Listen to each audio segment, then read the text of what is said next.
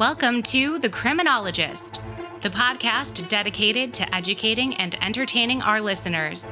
We bring you subject matter experts from around the world and share the latest and greatest evidence-based practices and interventions to help individuals desist from a life of crime and delinquency.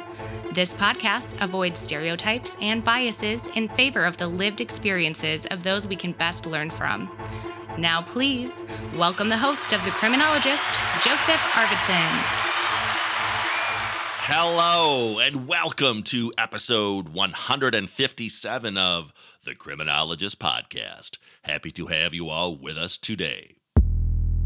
This week, we are once again joined by our friend, Dr. Jerrod Brown from Concordia University, as well as the American Institute for the Advancement of Forensic Studies. We are going to continue our series on profiling and providing case studies of serial killers, this week taking a look at the case of Jesse Pomeroy. Please note that Dr. Brown and I are not using these cases to glamorize the offender for shock value, but rather to use those cases to illustrate how these crimes and behaviors can be utilized as a case study for you all to learn from. And to that end, today you are going to be exposed to even more knowledge as to topics such as neurocriminology and what it means to be a neuroscience informed practitioner. That's right, just as many of you and your agencies are endeavoring to be more trauma-informed or are investing in trauma-informed care approaches, I contend you also need to be neuroscience informed. And if you are intrigued as to what the future may look like, please continue listening. Now, if you have not already done so, I encourage you to go back and check out all of Dr. Brown's previous appearances on the Criminologist podcast. Dr. Jerrod Brown, PhD, is a professor, trainer, researcher, and consultant with multiple years of experience teaching collegiate courses. Jerrod is currently an assistant professor, program director, and lead developer for the Master of Arts degree in Human Services with an emphasis in forensic behavioral health and a second emphasis area in trauma, resilience, and self-care strategies for Concordia University, right here in St. Paul, Minnesota. In addition to the experience noted above, Jerrod has provided consultation services to a number of caregivers, professionals, and organizations pertaining to topics related to autism spectrum disorder, fetal alcohol spectrum disorder, confabulation, suggestibility, trauma and other life adversities, traumatic brain injury, and youth fire setting. Jerrod has also conducted numerous trainings for professional and student audiences. He is the founder and CEO of the American Institute for the Advancement of Forensic Studies and editor-in-chief of Forensic Scholars Today. If you are intrigued about the prospect of you yourself becoming more neuroscience informed, or perhaps becoming the next neurocriminologist for your agencies, please enjoy my conversation with Dr. Jerrod Brown, and I will see you all on the other side. Welcome back to the show, Dr. Brown. Always a treat to have you on the show because, as my listeners know, I consider myself an adult learner, and believe it or not, I pick something up along the road every time you're on, thrilling us with your acumen around forensics and neurocriminology and all of the above. Today, we're going to continue our series profiling infamous serial killers. And as we always state when we do these, this is not to glamorize those individuals as you might see them some other media, but to really look at it through, as I said, your unique forensic lens and attempt to tease out some of those common denominators that today's practitioner might look from and inform them as to approaches or interventions they may take. So before we dive into this week's profile on Jesse Pomeroy, even though, as noted, Jerrod, you've been on the show multiple times. For first-time listeners, why don't you go ahead and introduce yourself, and then we can dive into this week's profile. You bet. Thank you, my friend, for having me back. Honored to be here. Hope all of you are doing well. And my name's Jerrod. I am a professor. I do a lot of training on a variety of topics for different groups, provide quite a bit of consultation for different professionals on a number of topics, do quite a bit of publishing, and I'm really spending a lot of my time on really digging into the world of neurocriminology. So I'm really trying to infuse that literature into most things that I do. And if you're not familiar with that field of study, we're going to talk about that because I've found it very helpful by understanding just the research that comes out of that field. Helps me better understand strange behavior, irrational behavior, confusing behavior, antisocial behavior, delinquency, and extreme violent offending. Obviously, when we're talking about serial killers, that's on the spectrum of violence. That's on the most extreme end of things. Most of us will probably never work with an actual serial killer, but everything we've been talking about in this series, including what I'm going to cover today, you probably work with folks all the time who've had trauma histories, who've had disrupted family patterns, attachment issues, all kinds of things. So we're going to talk about Jesse Pomeroy today. He is considered one of the youngest serial killers in American history. So this case comes from the late 1800s. It's a very fascinating case. And you'd probably be surprised, but there's actually quite a bit of literature written on him. There's a book written on him, different documentaries. Lots of newspapers at that time had great information in there. Several articles have mentioned him in different writings and things of that nature. But before we get started, let's look through the lens of neuroscience first. Why do we want to care about that? Well, most behaviors are brain-based, but I would make an argument too. They're partially gut-based. So it's very important to understand the gut-brain health connection. And if Joe would allow me in the future, maybe we could do a segment just on the gut-brain health connection and what criminal justice professionals need to know about that, because our gut communicates with our brain, and our gut actually has its own nervous system. And the gut is the hub of immunity, and most of our serotonin is produced in our gut. And if you work with clients with drug problems, obesity issues, mental health problems, high levels of stress, people that don't sleep well, research shows their gut's off. The gut can impact mood and behavior and cognition. Just throwing that in there to plant the seed. But when we look at this through a neuroscience lens, you don't have to be a PhD, you don't have to be an MD, you don't have to be a psychiatrist. There's all kinds of programs online that offer training to practitioners at all levels. But if you were to become a neuroscience informed probation officer or a corrections officer, a case manager, I think it would change your life professionally. It really would, in my opinion. Neuroscience is concerned about the structure and the function of the human brain and the nervous system. Why do you want to care about that? Well, most people in prison have had brain dysfunction. Lots have had brain injuries.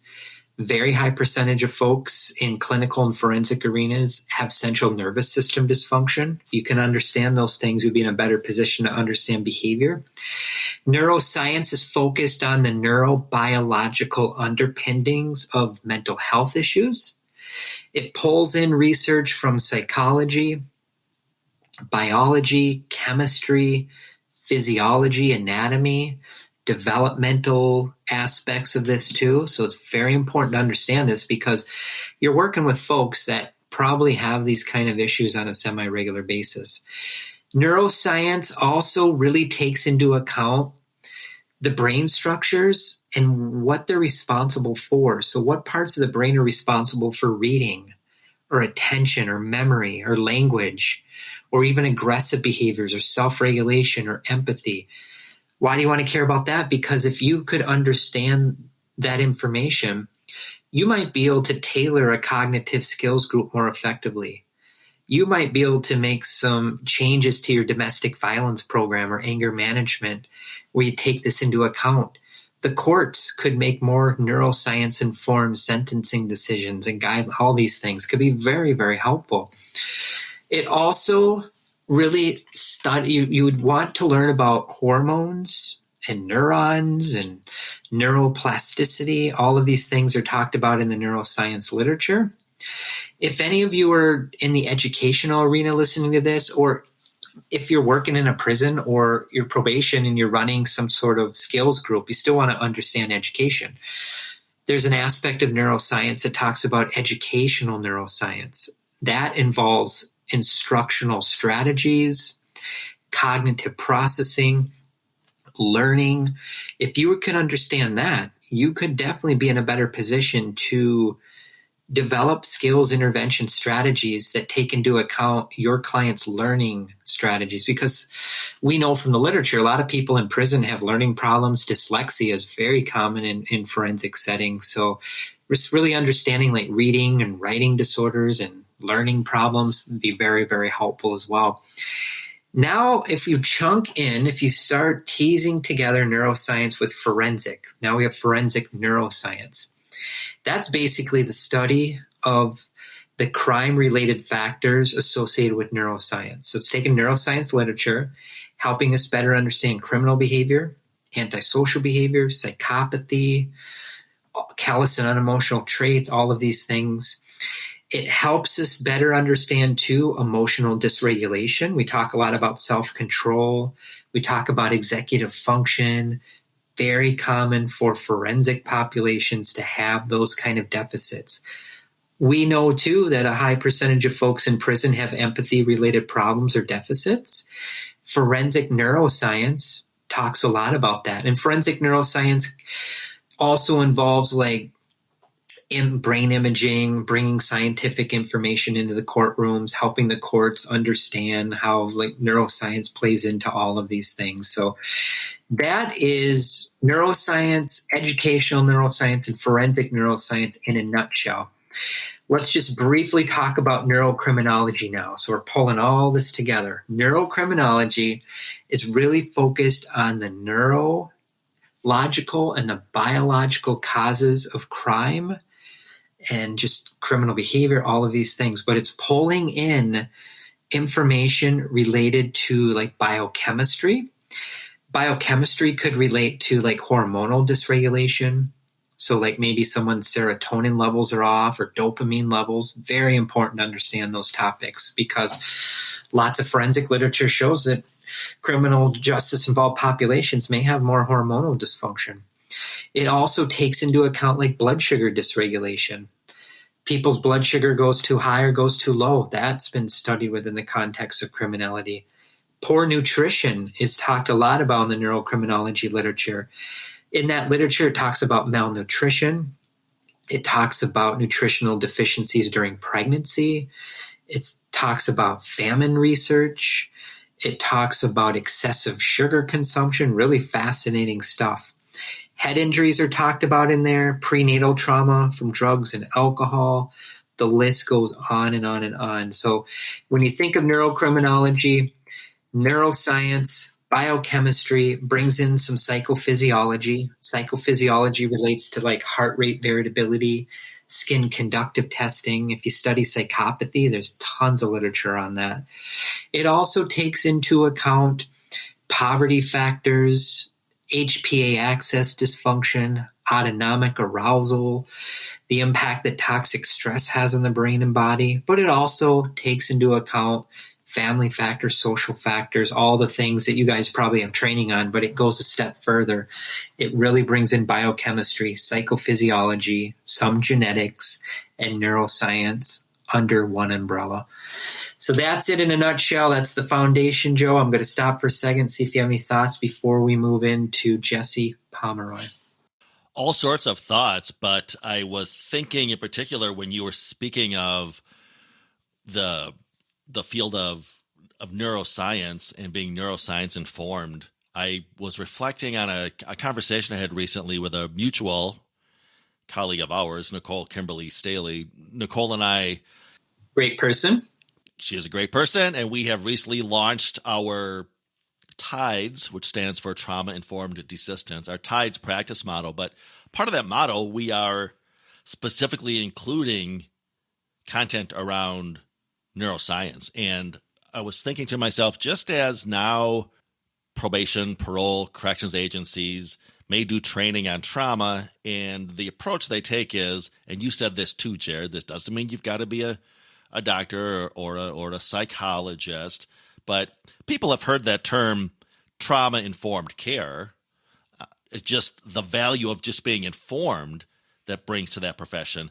And I am now suggesting we need to do the same and say, well, you're at least neuroscience informed. At least you know about the prefrontal cortex versus the amygdala. Or, Jerrod, when you were talking about and mentioned, for example, executive function and how that relates to executive functioning and how that relates to the efficacy of cognitive behavioral interventions.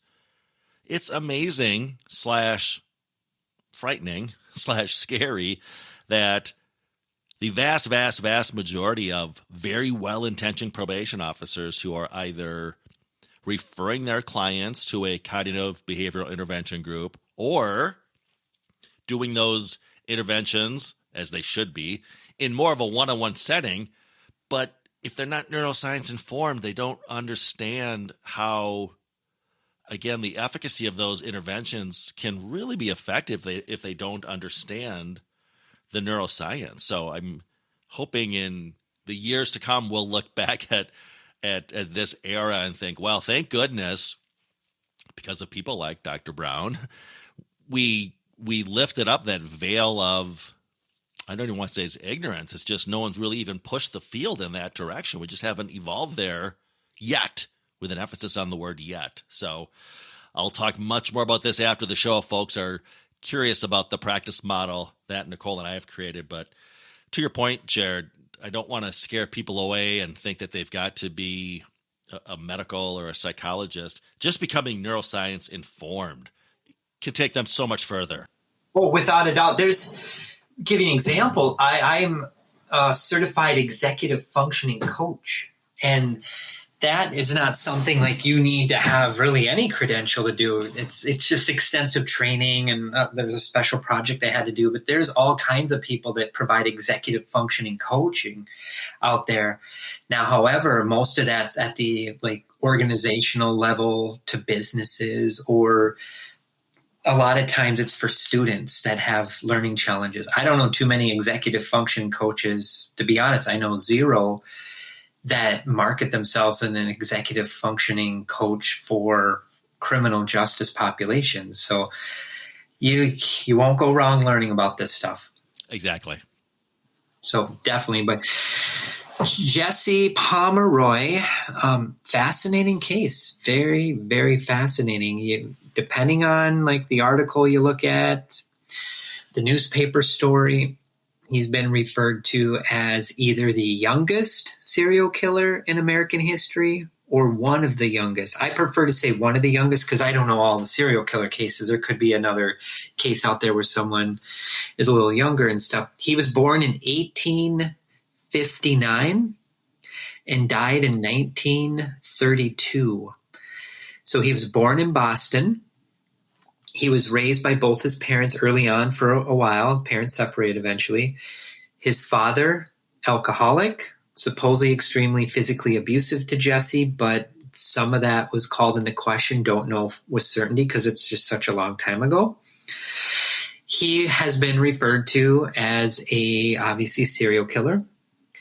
In the media at that time, in the newspapers, he had all kinds of names. He was referred to as the boy torturer.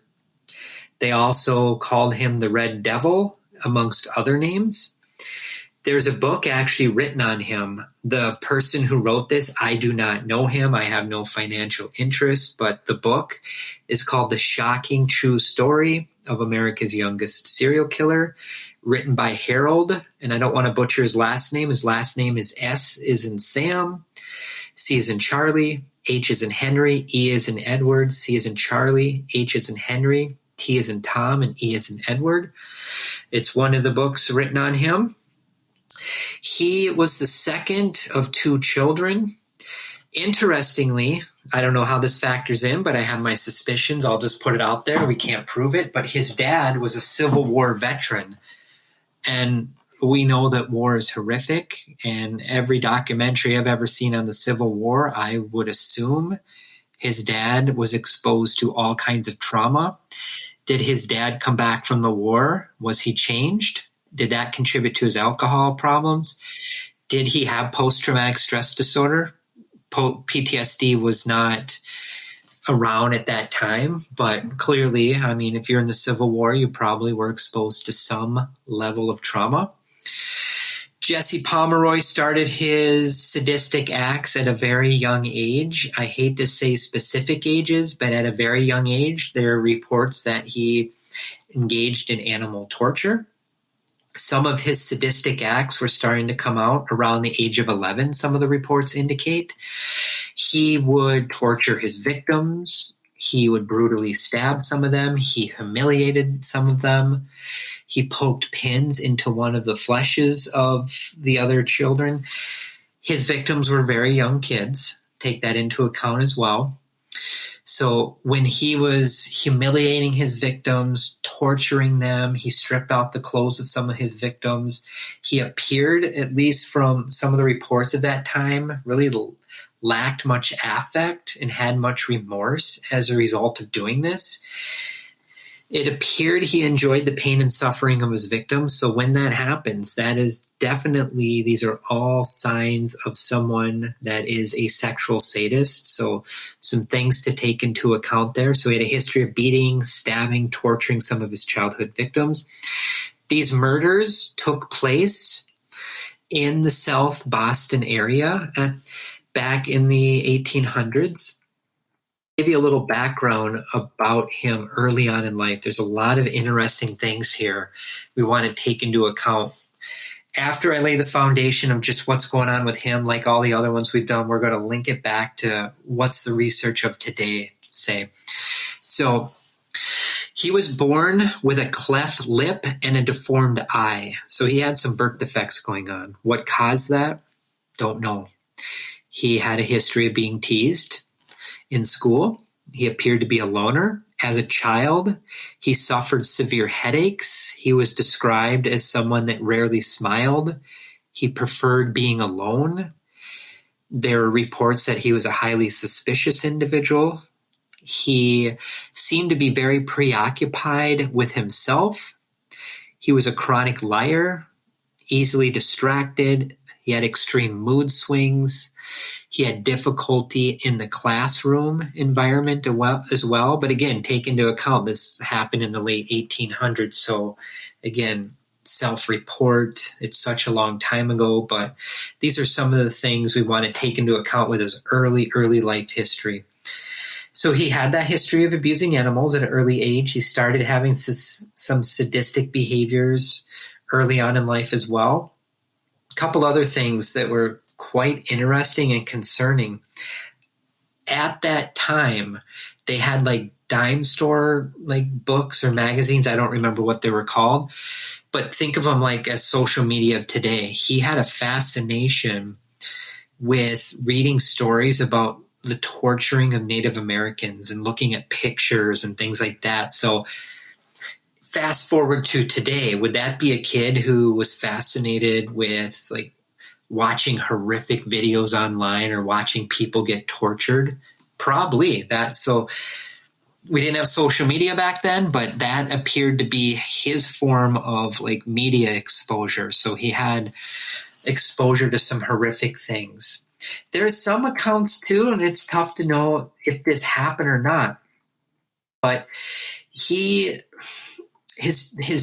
observed the killing and dressing of sheep and calves by his father at a young age. So he saw death, he saw blood, he saw knives being used. Did that play into some of this as well? Possibly. We got a lot of things going on with him. He by all accounts, too, from everything I've learned about him, he suffered from like epileptic, like shaking episodes as well. So a lot of, it seems like some birth trauma, some in utero things. I have no idea what was going on during pregnancy. I wish we had records like that. But again, every time we talk about this, look at the prenatal years first. We don't have a lot of data on a lot of these serial killers we profiled about what was going on with mom during pregnancy. A lot of these things we're talking about may have started in utero. Was there exposure to horrific traumas? Was there nutritional deficiencies? When we profiled Albert Fish, do you remember that, Joe? His father worked at like a fertilizer plant, so was exposed to all kinds of chemicals, and his dad was in his mid-70s, like 30 or 40 years older than his mom. What role did that play in like epigenetics research and just genetics in general? Some things to take into account here as well with him. He had impulse control issues, self-control deficits, and again, he spent a lot of his free time just looking at these dime novels that really depicted violence, where it showed blood and war and battles and things of that nature. So lots of exposure, lots of things to take into account. There was a viral infection that some of the reports I've read that he had as a baby that left him blind in one eye. And by all accounts too, it looks like he possibly suffered from some form of mild intellectual impairment, but we don't know for certainty, because when he ended up going to prison and when he was convicted, he learned tons of languages in prison from what was reported, and he read tons and tons and tons of books. So he had some level of intellect, clearly. So some things to think about there. Joe, any thoughts on that from your lens before I go a little deeper into the weeds? I'm looking forward to, as you're previewing, fast forwarding and looking at him through today's, arguably, neuroscience informed lens. But I say this every time you come on and profile one of these serial killers. I hear these usual suspects from risk-need responsivity world around impulsivity, low self-regulation. Those are the things that practitioners should also recognize. Don't look at this or listen to this as, well, I'll never have Jack the Ripper on my caseload. You won't. You'll never have Jesse Pomeroy on your caseload, but I can guarantee you, if you are working with medium to high risk probation or parolees, you're working with a population riddled with impulsivity, riddled with low self-regulation. So that's what Jerrod and I are trying to do, is simply use this case as a template to get you to connect the dots back to your current caseload and your current practice. And again, we don't try to go into detail with how he carried out his acts, but they were brutal. These were young kids. And how many victims did he have? It's a little questionable, but most of the reports say 2, and they suspect maybe 8 or 9. Tough to know with certainty, so just take that into account as well. So we have a lot of stuff going on with him. We have a lot of trauma. We have birth defects. We have impulse control issues. We have histories of being bullied. We have the animal abuse stuff. We have the social isolation. All of these things, again, point to the necessity for us to look through a brain-based lens. As well, I believe, is a neurocriminology lens. So let's dig into that. What do we want to take into account? Anytime you're working with a high-risk offender, juvenile, let's say just juvenile, if you're working in the juvenile justice arena, dig deeper into the first 1,000 days of life research.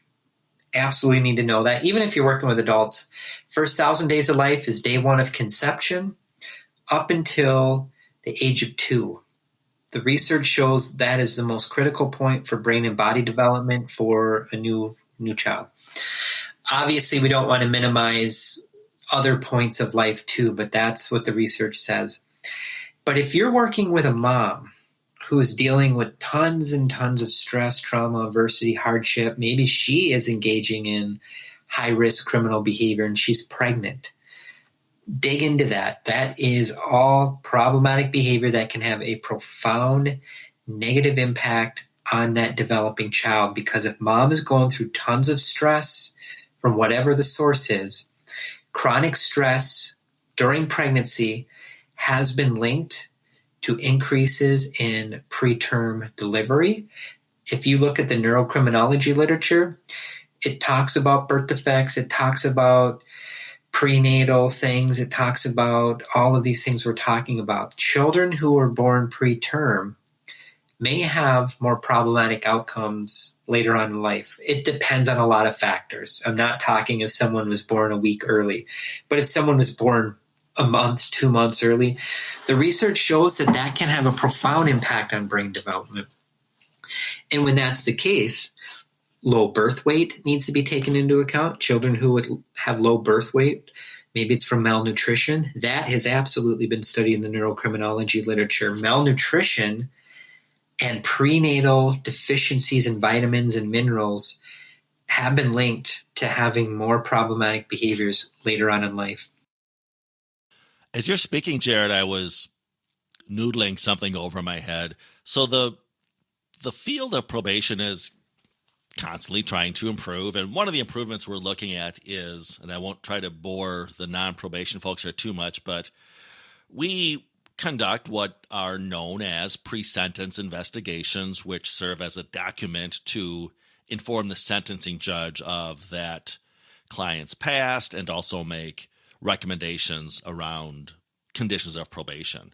And as I said, we're constantly looking at updating this to get those documents more in line with today's practices, in particular those evidence-based practices, getting them essentially to look more like the risk assessment than a legal document, which won't really help the practitioners much down the line. For example, information around the defendant's last 6 addresses or last 3 employers.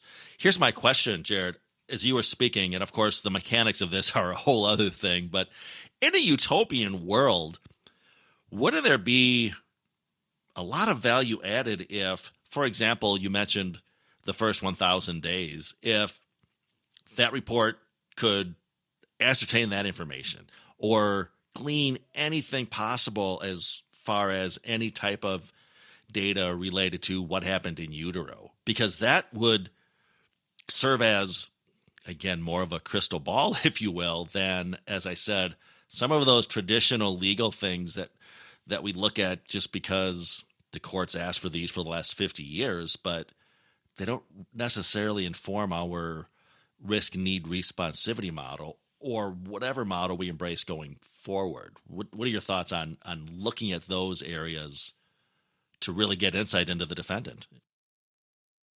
My rebuttal or my comment would be, why would we not do that? It's a holistic approach. It's a mind-body approach. You're gathering data that's going to help you better understand this person, and hopefully that report then can help the decision makers involved make even more informed choices. If you look in the risk assessment literature, there's a few articles that have talked about, should risk assessment protocols start moving in a direction of becoming a biopsychosocial interview? Yes, of course. And they always say biopsychosocial. I prefer just call it neurobiopsychosocial. So basically, neuro, you're keeping in mind the neuroscience. The bio, you're taking into account if you're interviewing someone that's been chronically sleep deprived or uses a bunch of drugs, is chronically obese, has all kinds of nutritional deficiencies, you can about guess their biochemistry is not working properly. And when your biochemistry is off, it impacts your mood, your energy, impacts everything. And then the psycho component, just being aware of how mental health and behavior factors into this. And then the social component. It all interconnects. For example, like this, the social component, which is very common for folks in your world to really focus on, the community, the social, the family, very important. But if someone is in a home and they're exposed to horrific traumas, That's important to know from a social lens, but then that stuff trickles down into then that's going to impact their brain. That's going to impact their body. It's going to impact their biochemistry. It's all interconnected. And I give lots of talks in the field of study called psychoneuroendocrine immunology.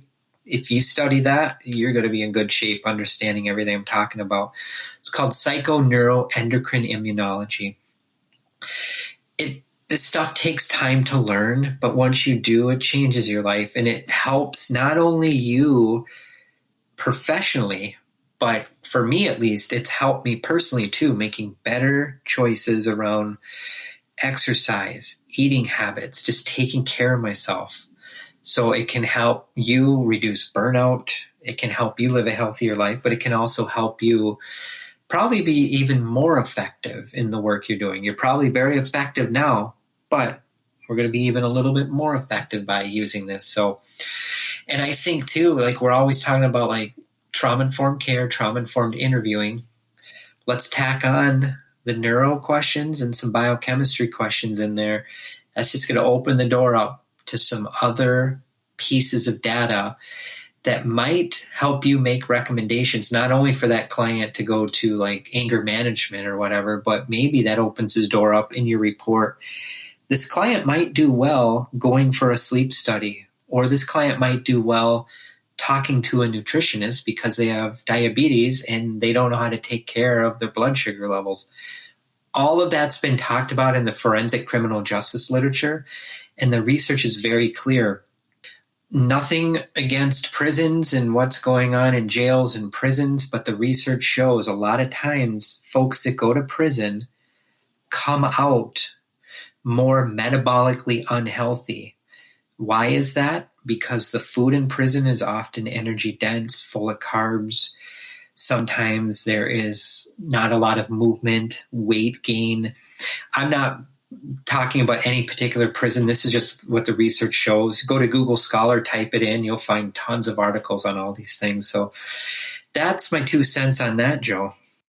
And you read my mind, not surprisingly, when you mentioned prisons. And again, with all due respect to our great colleagues that work in jail and prison facilities, yeah, that's an issue that I think could be tackled, at least tackled better than it is. And when you speak about, for example, earlier, Jerrod, when you talked about the gut-brain connection and how important the gut is, and we can really link that to behaviors even, it's one thing to say we need to do this in the community corrections field for folks on community supervision, but we control the diet in the prisons. That's an easy, or at least an easier fix than saying try to get a handle on your probationer's diet.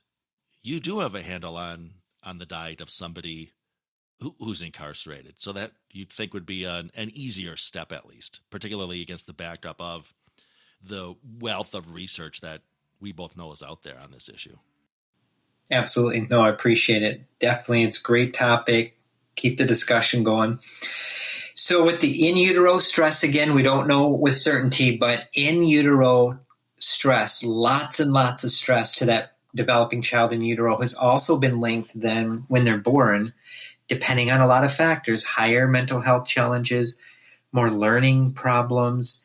Some of these kids that have had these prenatal traumas may grow up and be more likely to have problems with emotional dysregulation, disruptive behavioral patterns, and the list goes on.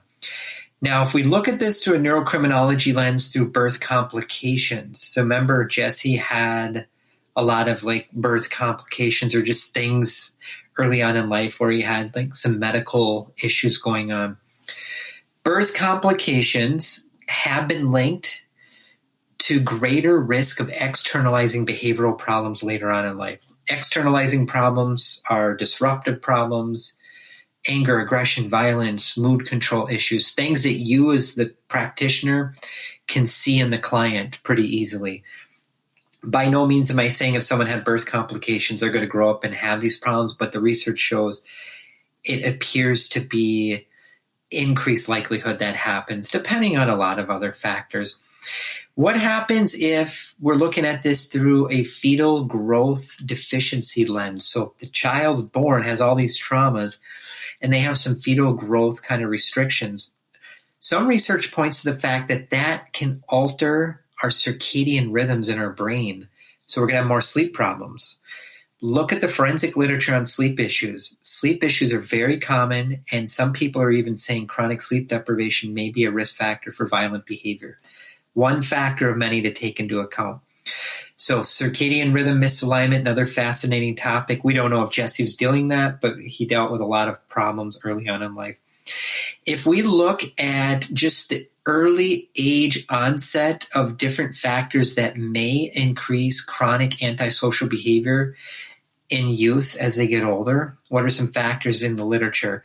Male gender is talked about as being more common. So females are less likely to engage in these kind of behaviors. So there is a gender component to this.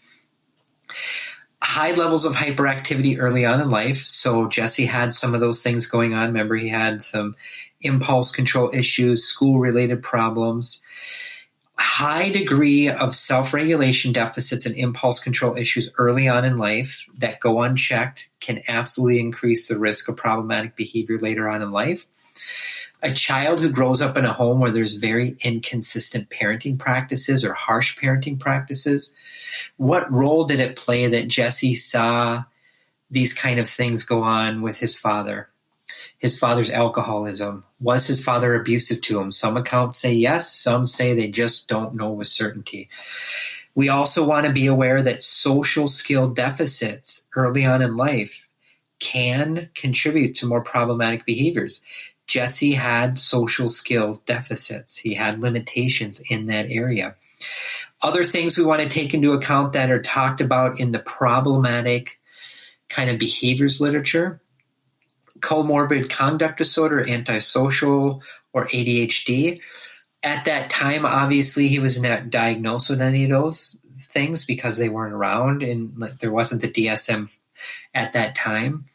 But if he started exhibiting psychopathic traits early on in life, sadistic tendencies, antisocial behaviors, these kind of things, torturing animals, he probably would have at least the traits of like callous and unemotional traits, conduct disorder, things of that nature. We also want to be aware of how intellectual functioning factors into this, because that can be a problematic risk factor for some people to engage in dangerous behaviors later on in life, not always. Some reports, again, say he had some issues in the area of like development and intellectual functioning. So by all accounts, if I were to look at this through a lens of like callous and unemotional traits, he clearly had that going on, no doubt about it. Callous and unemotional traits are going to be like different kinds of persistent patterns where a youth has disregard for others, empathy deficits, prone to lying. His history, he had a history of lying by all accounts. Was he less sensitive to punishment? By all accounts, yes, because there were other behaviors I didn't talk about before he actually committed the murders, where he did get arrested, apprehended, and sent away to some sort of juvenile facility of that time. Was he less resistant to punishment? By all accounts, yes, because when he got out, the behaviors continued. Did he have a fearlessness or thrill-seeking mindset? In the Neuro Criminology literature, it talks about fearlessness and fearlessness theory. I would recommend your audience just learn about that. These are people that just don't seem to have much of a fear response. If we don't have a fear response to things, we don't probably have a lot of anxiety. So that doesn't keep us in check. I get terrified every time I have to present. That keeps me grounded.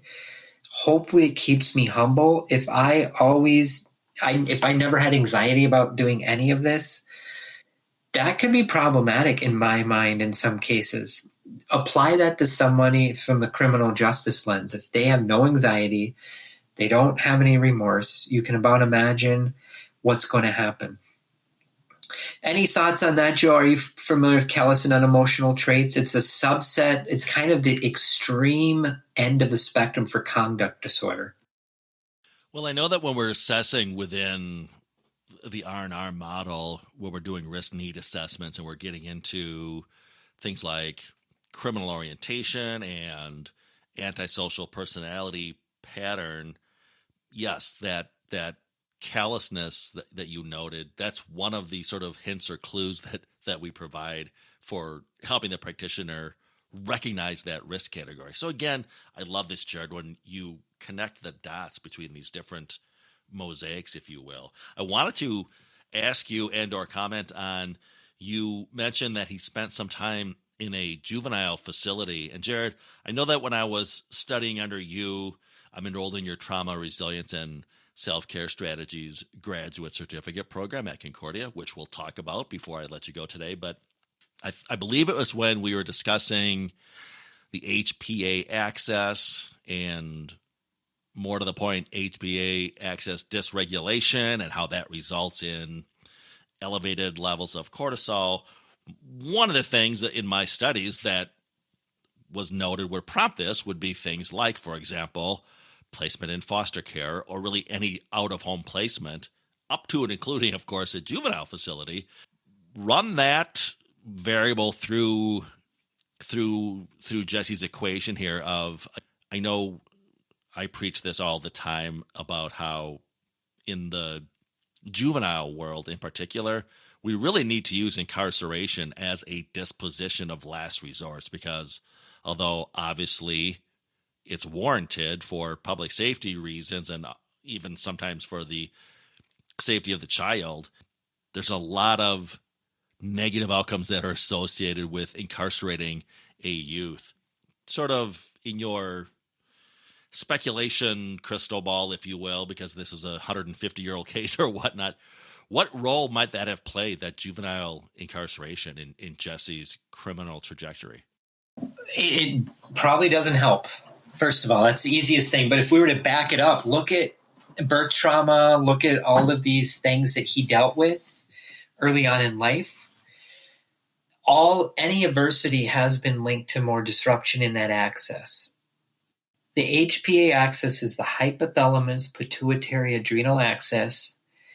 It is part of our endocrine system. Our endocrine system is a part of our hormones. It's a hormone regulator. The end product of that axis is cortisol. We all get activated. We all get stressed. We get nervous. You ever feel warm after getting really anxious or worked up?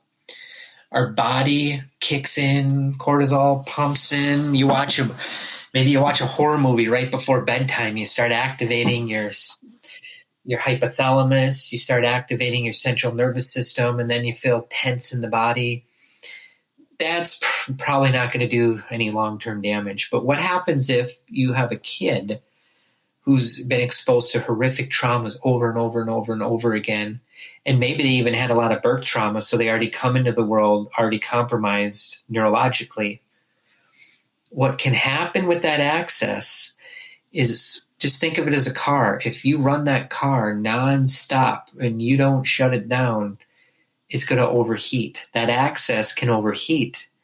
So over time, instead of pumping out cortisol at high levels, it actually stops pumping out cortisol at normal levels. So now we have lower levels of cortisol during a highly charged event. That is a risk factor for a lot of problems.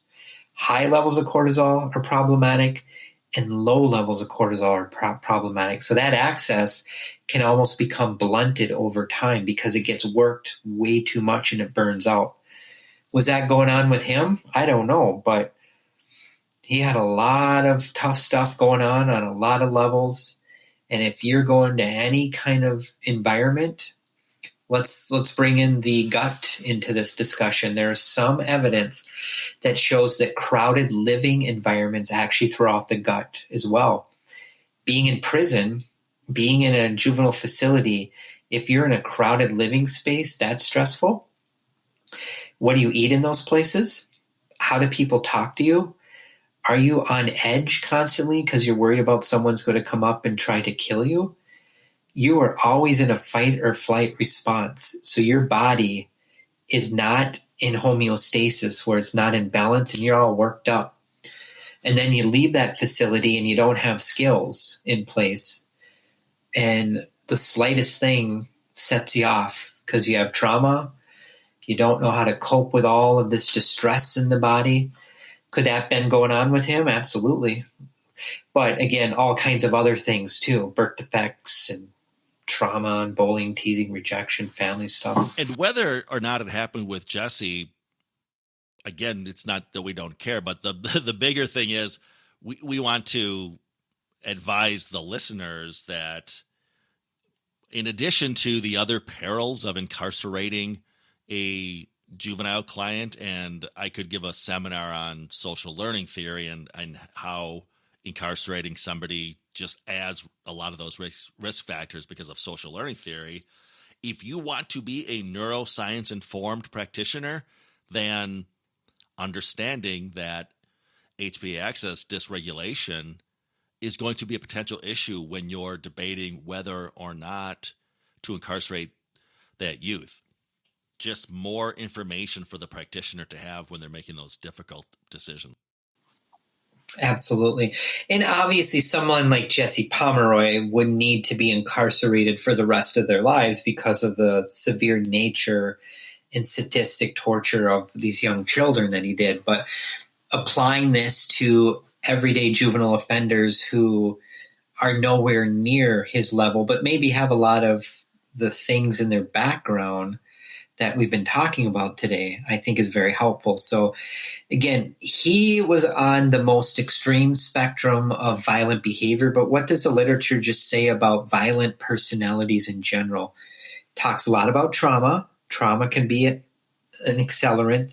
The research shows that the more violent kind of offender or person you supervise, the greater likelihood that they've had not just one trauma, but many, many traumas in their life.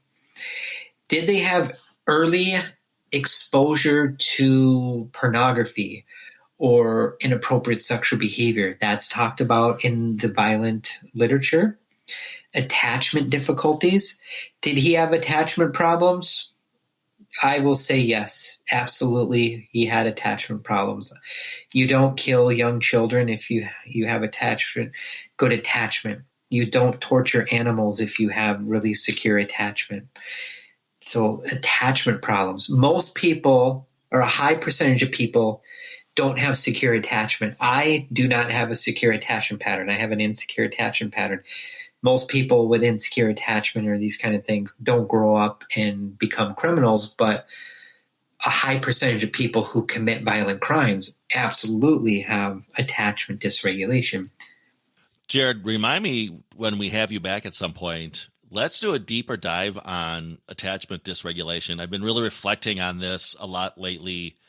Regular listeners of the podcast will know that one of the themes I try to bring to this show is that obviously education is fantastic and knowledge is fantastic, but I sometimes see the perils of getting too siloed or too pigeonholed within a certain doctrine, if you will. But the reason I bring this up is I've been reflecting a lot about attachment theory and how, as somebody who originally was a huge proponent, still am, of general personality and cognitive social learning theory from Bont and Andrews, that really is anchored in social learning theory. So I would love to do sort of a side-by-side, maybe through a case study type approach, Jerrod, or something where we look at someone through attachment theory lens and we look at them through social learning theory lens to see how different data could be interpreted through each. Not that either one is wrong, but again, to open up more of that holistic lens. Well, I think that ties in nicely. I'll just spend a minute on this. I mean, if I've done a lot of work in the area of attachment, so people with extreme attachment problems early on in life may have unusual experiences with playing with toys. They may not know how to play with toys effectively or interact with other kids. They might be more likely to bully others or get bullied themselves. On the extreme end of attachment, you have reactive attachment disorder and disinhibited social engagement disorder, but you have lower levels too. Really high levels of dysregulated attachment have been linked to eating problems, brain-based problems, emotional dysregulation, feeling more depressed, feeling more lonely. The list goes on and on and on. So definitely become attachment informed. I think, is just as important as becoming trauma informed. And they really go hand in hand, because when you're talking about people with horrific trauma histories, I always give this analogy when I talk about attachment. Think of attachment as the foundation of your house. So you have a contractor, you're building a new house, they lay the foundation. It's nice and solid. What happens if like a meteor hits it or just something crashes on it? You start getting cracks in it. And the more traumas that come at that person, it keeps cracking little by little by little. And sometimes those cracks can just be so large where the person has a tendency just to pull away and not trust anyone. You can see that. On the flip side, you can have another kind of attachment issue where they have indiscriminate friendliness, where this can be very scary for adoptive parents or foster care parents, where that child's had such trauma early on in life, they now no longer have stranger danger. And they'll run up to any stranger, talk to them, jump into a car with them, go give a hug to someone. You can see it on both spectrums. So attachment, definitely, I think, just as important as being aware of like trauma-informed care. I know we're running out of time. I just want to spend just a minute or two. Let's talk about the frontal lobes. Did he have frontal lobe dysfunction? I would assume so, based on everything we know. I can't say 100%, but people that have frontal lobe dysfunction, prefrontal cortex issues, just understand executive function when people have issues in those areas, depending on the severity of it. It can impact speech, language, communication. So you want to take that into account when you're interviewing someone. They may not be able to communicate as effectively, so we want to be aware of that. Interestingly, the prefrontal cortex and executive function impairments, depending on the severity, could also contribute to poor mobility issues. So if you're law enforcement and you see that, you might jump to the conclusion that person's intoxicated because they're wobbling around a lot. Or maybe the person is on like offender reentry program and they're trying to get a job. If they have these mobility issues, going up and down a stairs or a ladder or using a hammer or a saw could be tricky. They might lose their job in some cases where the employer probably has no clue what's going on neurologically with them. Impulse control issues are related to this. Planning, time management, organization. If you have clients on your caseload who do not ever show up on time for their appointments and are extremely forgetful and they lose track of time, they can't stay organized, you go to their house is in disarray. You go to their work and their locker at their work is just completely disorganized. Those are all red flag indicators of executive function issues. If you ask questions to somebody with these issues, they may have information processing speed deficits. So again, if you're asking a lot of questions during a PSI interview, that may overwhelm their brain and it may shut them down. So you want to slow down how many words you use, how fast you do it, fact check, verify. Those are definitely things you want to be aware of. And we also, again, with him, being aware of the impulse control history, the risk-taking behaviors on the extreme end, and the emotional dysregulation. So do we have time to talk about just a few interventions? Yes, please. That's what I've been waiting for, Dr. Brown. All right. So interventions, child development, first 1,000 days of life, just focusing on enhancing prenatal and early childhood development could actually be a means in which to combat crime and prevent it later on. How do we do it? Good nutrition early on in life, prenatally, focusing on enhancing education, focusing on enhancing like their speech, their language capabilities, just reading to them, being attuned, attentive, having a home free of violence, all common sense things. Being attachment and trauma-informed parents. There's actually a whole bunch of literature on just trauma-informed parenting. Well-balanced nutrition meals play such a huge role in brain development. Avoiding toxins, drugs, alcohol, tobacco, and even excessive sugar consumption during pregnancy. A couple articles have come out in the last few years showing that excessive sugar consumption during pregnancy may actually lead to poor birth outcomes. After birth, just making sure the child has routine checkups with their doctors, always recommended getting that child involved in things early on in life, being around animals, volunteering, using cognitively stimulating things like art and music, and these kind of things can be very, very helpful. There's a bunch of literature on getting animals involved early on in life. That can be helpful in promoting really positive brain and body development in children. For parents, there's a whole line of literature on something called parental responsivity. This is a type of parenting interaction style that's been linked to very positive outcomes for that child across the whole lifespan. Parental responsivity is a common sense approach. It's parents who are going to be kind and calm and patient to their children. They're going to be warm and welcoming. They're not going to yell and scream and lose their cool. So you want to focus on staying regulated. They're using good eye contact. They're dependable. They're stable. They're predictable. On the flip side of that, what happens if a child grows up in a home and the parents are frightening? They're unpredictable. They leave for days. They come back. They're nice 1 minute. They throw things the next and scream and yell at the child. These are all things that are linked to very problematic outcomes throughout the lifespan. Anything else, Joe? I know we're running out of time. I have so much more to say. We might have to do a part 2 here, but a part two is not out of the question. Jerrod, you did a fantastic job of not getting too graphic in the details of his offenses, which is not what we're about at all, of course. But could you give some closure to the listener as to how does the saga of Jesse Pomeroy end? Did he die in prison? Was he the hangman's noose? What happened with him from a legal standpoint?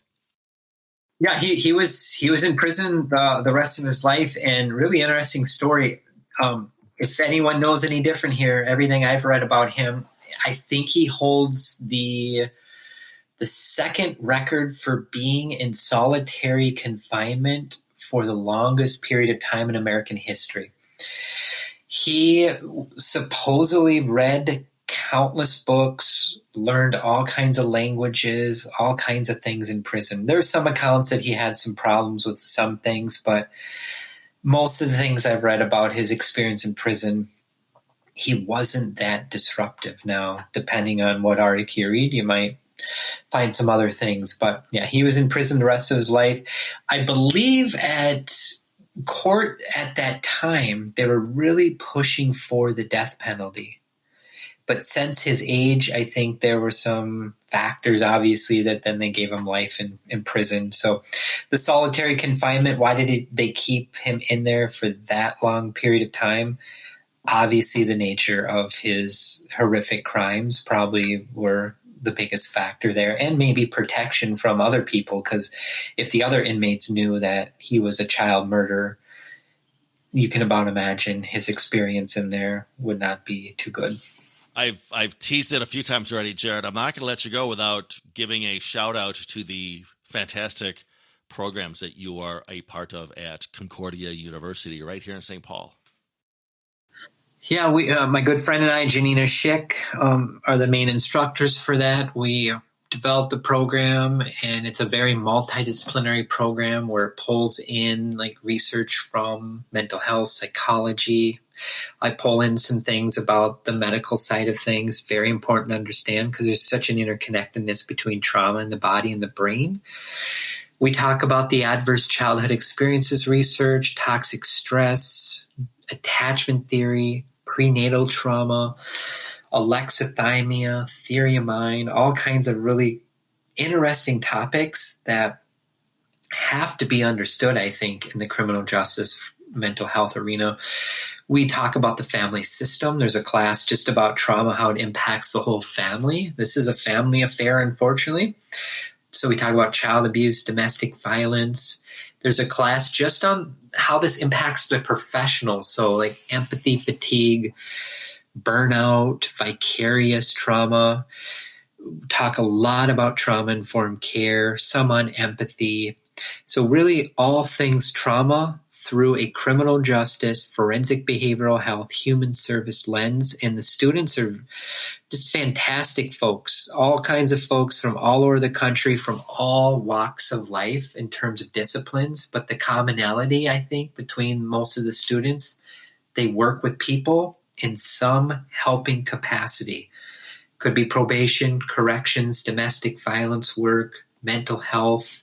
Some students are here because they're changing careers. Some want to move on to a doctorate degree down the road. So it's all over the map. It's fully online. Each class is 8 weeks. There's 13 classes, 12 classes in the program, 3 credits apiece. Feel free to share my information with the audience. They can email me anytime. I'll be more than happy to have a phone call and tell you about it. And yeah, thank you, Joe. Definitely. And I wish we had 2 more hours. We could get through everything.